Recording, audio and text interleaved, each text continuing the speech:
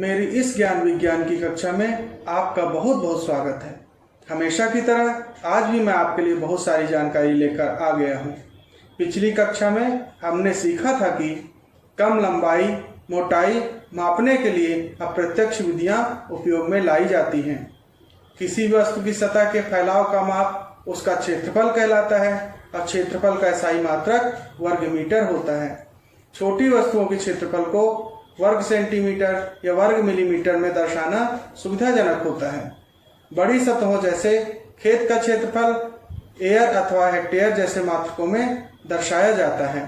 नियमित आकृति की वस्तुओं की सतह के क्षेत्रफल की गणना उसकी लंबाई, चौड़ाई, अर्धव्यास इत्यादि मापकर तथा उचित सूत्र का उपयोग करके ज्ञात की जा सकती है। अनियमित आकृति का क्षेत्रफल ग्राफ पेपर द्वारा ज्ञात किया जाता है। आज हम बात करेंगे घनत्व की। जरा सोचिए कि हवा से भरा हुआ बड़े बीच बाल को हम आसानी से उठा लेते हैं, लेकिन एक छोटा सा पत्थर उठाना हमारे लिए आसान नहीं होता है। इसका कारण है घनत्व। छोटा पत्थर बाल से ज्यादा वजन वाला होता है। ये जो चित्र दिया हुआ है उसे ध्यान पूर्वक देखिए। आप पाएंगे कि पहले चित्र में पेड़ पास पास लगे हैं, जबकि दूसरे चित्र में पेड़ बहुत दूर दूर हैं। इसका अर्थ यह हुआ कि पहला घना है क्योंकि प्रति इकाई क्षेत्रफल में पेड़ों की संख्या ज्यादा है। इसी तरह प्रत्येक पदार्थ में कण भी समान दूरी पर नहीं होते। किसी में कण पास पास तथा किसी में दूर दूर होते हैं। इसके परिणाम स्वरूप सभी पदार्थों की इकाई आयतन में कणों की संख्या भिन्न भिन्न होती है। इन कणों के द्रव्यमान भी भिन्न भिन्न होते हैं। किसी पदार्थ के इकाई आयतन के द्रव्यमान को उस पदार्थ का घनत्व कहते हैं। घनत्व को D से दर्शाते हैं, D फॉर डेंसिटी, तथा इसका SI मात्रक किलोग्राम प्रति घन मीटर है। यदि किसी वस्तु का आयतन V और द्रव्यमान m है तो घनत्व D बराबर होगा द्रव्यमान m बटा आयतन V। मान लीजिए ये गुटके जो चित्र में है क्रमशः रबर, लोहा, एल्यूमिनियम तथा लकड़ी के बने हुए हैं। इन गुटकों को अपने हाथ में लेकर अथवा किसी दंड तुलना की सहायता से इनके द्रव्यमानों की तुलना करते हैं तो क्या इनके द्रव्यमान समान होंगे? मतलब क्या इनका वजन समान होगा? इनके वजनों को बढ़ते क्रम में व्यवस्थित करते हैं तो हम देखते हैं कि लोहे के गुटके का वजन सबसे अधिक है, अतः लोहे का घनत्व एल्यूमिनियम से अधिक है। इसलिए हम कह सकते हैं कि 1 घन सेंटीमीटर में लोहे में पदार्थ की मात्रा 1 घन सेंटीमीटर एल्यूमिनियम में पदार्थ की मात्रा से अधिक है।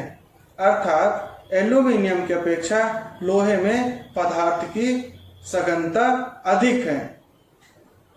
इसके बारे में हमने पदार्थों के प्रकृति वाले भाग में समझा था।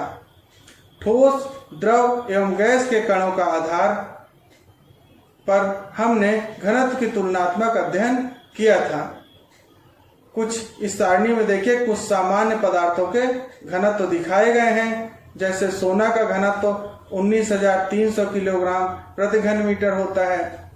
चांदी का 10,500 किलोग्राम प्रति घन मीटर होता है। तांबा का 8,900 किलोग्राम प्रति घन मीटर होता है। इसी तरह एल्यूमिनियम, जल, मिट्टी का तेल, ग्लिसरीन, बर्फ, कार्क सबका लिखा हुआ है। किसी पदार्थ का घनत्व 19,300 किलोग्राम प्रति घन मीटर है। इसका अर्थ यह है कि उस पदार्थ के 1 घन मीटर का द्रव्यमान 19,300 किलोग्राम होगा। किसी पदार्थ का घनत्व 2.5 ग्राम प्रति घन सेंटीमीटर है। इसका तात्पर्य यह है कि उस पदार्थ के 1 घन सेंटीमीटर का वजन 2.5 ग्राम होगा। फिर बात करते हैं मापन की शुद्धता की। विज्ञान तथा प्रौद्योगिकी के युग में परिशुद्ध तथा यथार्थ मापन की नितांत आवश्यकता है। इंजीनियरिंग तथा वैज्ञानिक कार्यों में महंगी वस्तुओं की खरीदारी में हमें परिशुद्ध एवं यथार्थ मापन की आवश्यकता होती है। वैज्ञानिकों तथा औषधि निर्माताओं के लिए भी रसायनों तथा औषधियों के द्रव्यमान को यथार्थता से मापने की आवश्यकता पड़ती है। शुद्ध पदार्थों के यथार्थ मापने की आवश्यकता इसलिए भी पड़ती है कि औषधियों में यदि कुछ कम या ज़्यादा हुआ तो उसके लाभ में असर पड़ सकता है या वह रिएक्शन भी कर सकता है। कंप्यूटर एवं दूरसंचार पद्धति, विद्युत संयंत्रों, रॉकेट, ऑटोमोबाइल उद्योग तथा जल एकत्र करने वाले बांधों को बनाने तथा उचित रूप से चलाने के लिए हमें विभिन्न घटकों के आकार के बारे में परिशुद्ध एवं यथार्थ सूचना प्राप्त करना आवश्यक होता है। किसी भवन में दरवाजे, खिड़कियों को बनाने में भी यथार्थ मापन की आवश्यकता होती है। आजकल किसी मशीन के विभिन्न पुर्जों का उत्पादन अलग अलग जगहों पर किया जाता है। यदि इन पुर्जों का निर्माण करते समय मापन परिशुद्धता पूर्वक व यथार्थता पूर्वक न किया जाए तो इन पुर्जों को मशीन में ठीक प्रकार से फिट करना संभव नहीं हो सकेगा। मापन में शुद्धता मापक उपकरण पर निर्भर करती है। मापन करते समय हम प्रायः ऐसे उपकरण का उपयोग करते हैं जो हमें वांछित शुद्धता प्रदान कर सके।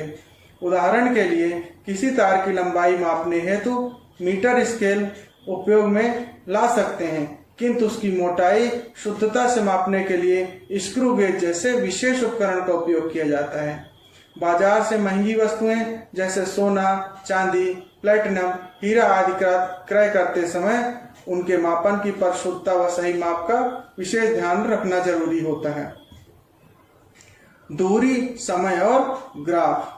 समाचार पत्र, पत्रिकाएं आदि सूचनाओं को रोचक बनाने के लिए उन्हें ग्राफ द्वारा दर्शाते हैं।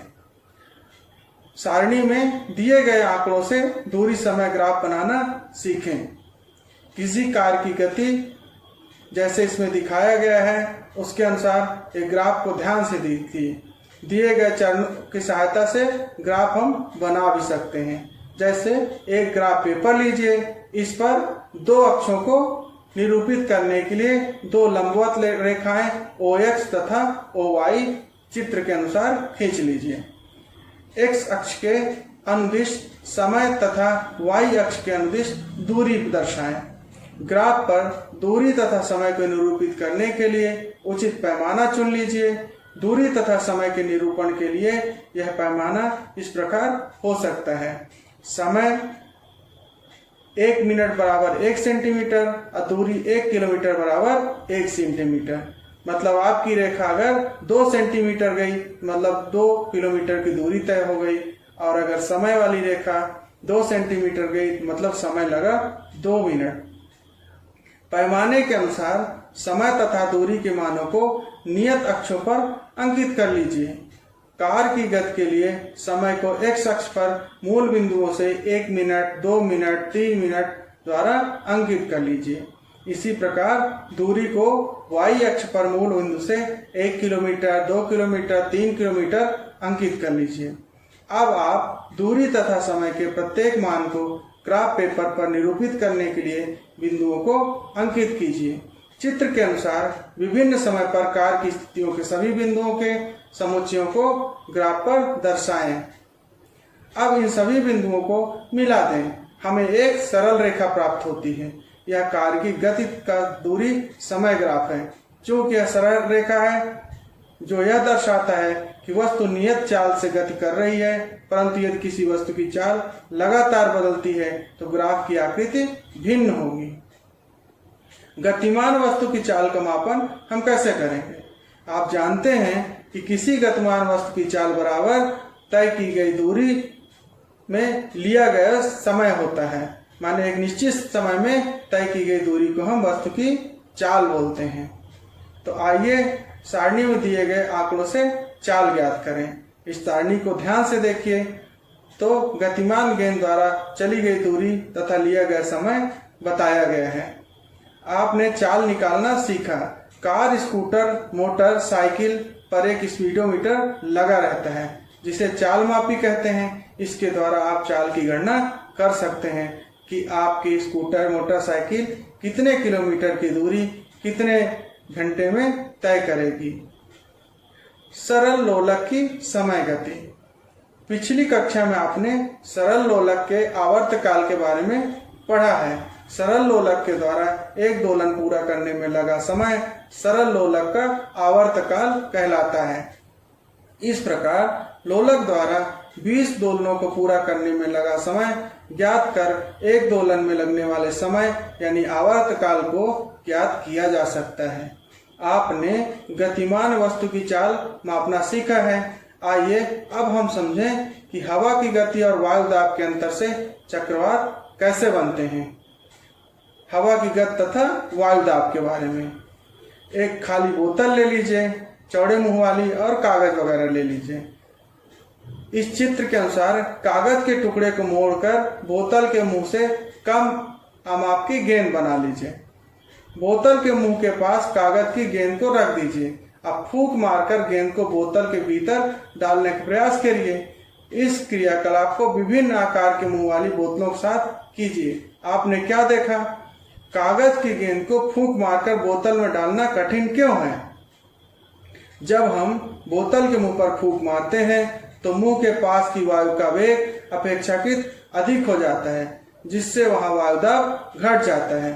बोतल के भीतर का वायु दाब उसके मुंह के निकट के दाब से अधिक हो जाता है। इस कारण बोतल के भीतर की वायु गेंद के बाहर की ओर धकेल देती है।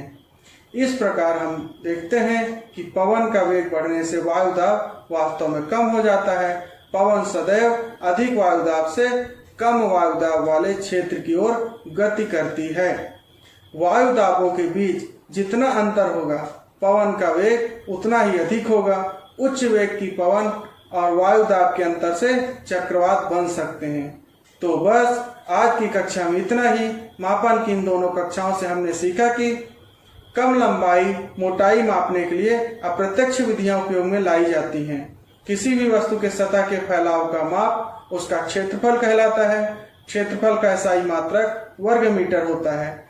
छोटी वस्तुओं के क्षेत्रफल को वर्ग सेंटीमीटर या वर्ग मिलीमीटर में दर्शाना सुविधाजनक है।